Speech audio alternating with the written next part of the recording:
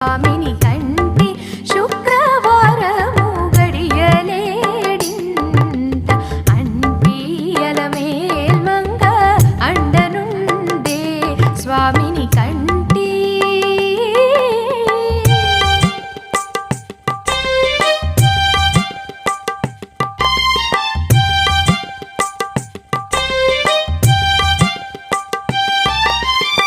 సొమ్ములన్నీ కడబెట్టి సొంపుతో గోణము గట్టి కమ్మని కదంబము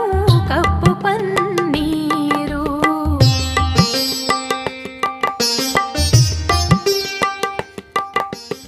చెమ్మతోన వేష్టువలు రొమ్ముత